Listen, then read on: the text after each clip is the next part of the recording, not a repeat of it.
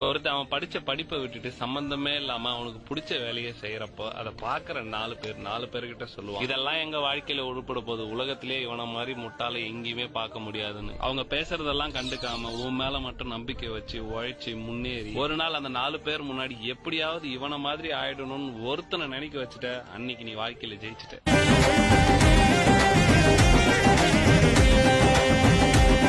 ஒருபோதும் தளராதே, உன் நம்பிக்கை தோக்காது.